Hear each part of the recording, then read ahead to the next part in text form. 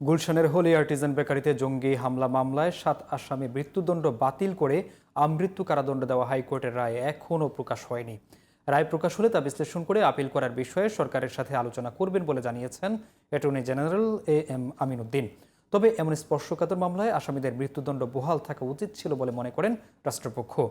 এমন নৃশংস হত্যাকাণ্ডে আসামিদের অনুকম্পা দেখানোর সুযোগ নেই বলেও মনে করেন রাষ্ট্রের সর্বোচ্চ আইন কর্মকর্তা। সাইদুল ইসলামের রিপোর্ট।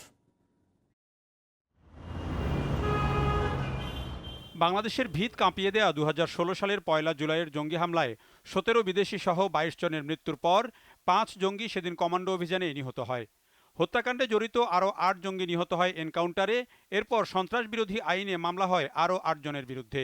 2018 সালের 26 নভেম্বর অভিযোগ গঠনের পর 2019 সালের 27 নভেম্বর জাহাঙ্গীর হোসেন ওরফে রাজীব গান্ধী, আসলাম হোসেন, আব্দুস সবুর খান, রাকিবুল হাসান ওরফে রিগান, হাদিসুর রহমান, মামুনুর রশিদ ওরফে রিপন ও শরীফুল ইসলাম খালেদকে মৃত্যুদণ্ড দেয় বিচারিক আদালত। ডেথ রেফারেন্স ও রায়ের বিরুদ্ধে আপিল এবং জেল আপিলের শুনানির জন্য আসে হাইকোর্টে।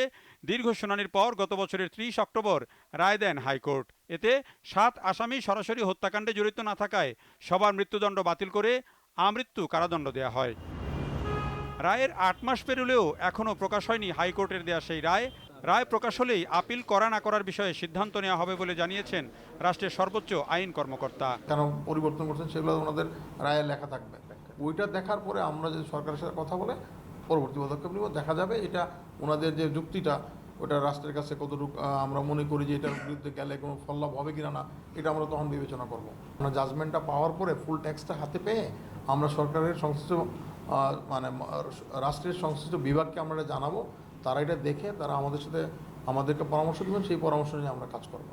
তবে অ্যাটর্নি জেনারেল মনে করেন এমন একটি স্পর্শকাতর মামলায় মৃত্যুদণ্ড বহাল থাকা উচিত ছিল।